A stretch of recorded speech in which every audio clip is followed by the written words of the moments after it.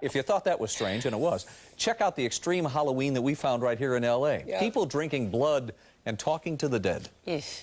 Unit 13's Kristin Lang is taking cameras where they rarely go into a world of seances and vampire sex. Halloween night, when most of us hit parties and score candy, but this is no trick-or-treat story. Unit 13 found some Southern Californians taking Halloween to the extreme, holding seances in Chatsworth, dancing with snakes in Long Beach, hunting for ghosts in Pomona, drinking blood in Hollywood. We followed vampires into their dark dens and caught something on tape that may never have been captured before, a vampire blood drinking ritual. It's what they call a feeding. If one of these has been recorded before, we've never seen it. We'll get back to that gruesome feast in a moment.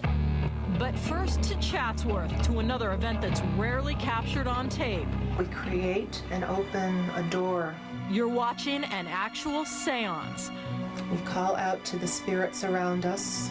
This one's hosted by Jarena Dunwich. She's a practicing pagan and expert in the occult. She's a white witch who says she uses her powers for good. She's written how-to books on contacting the spirit world and necromancy, the ancient art of ripping away the veil between the living and the dead. Come forth from beyond the darkness and the silence of the grave. She says Halloween is the best time to contact the other side. Well, at this time of year, the veil between the world of the living and the world of spirit is said to be at its thinnest. Jarena tells us the ghost of a child just floated in on a cold draft, causing the candles to flicker. One man breaks out in tears when the sad little spirit appears to enter Dunwich's body. As the night deepens, another spirit manifests, this one not so innocent. The air reeks of tobacco as the disembodied soul seems to possess this man. I shouldn't be shaking like this. There's nothing to be afraid of. His hands shake violently and he cries out for it to stop. I don't want to be here. Fearing the possession is too intense for this novice to handle, Jarena breaks the circle. Though the coven you just saw says they practice a gentle, nature-loving form of paganism, as do most witches, a few Southern Californians are dabbling in the dark arts tonight. We hear they light torches and meet in the forest to take part in twisted rituals. Like this blood-drinking ceremony in Hollywood. JB and Strega from the vampire rock band Cornflakes are getting ready to drink the blood of their groupies. Are you sure you wouldn't like a taste? Though they wouldn't show us how they got the blood out of the girls, they did tell us they gather it during a sex ritual. What is vampire sex like?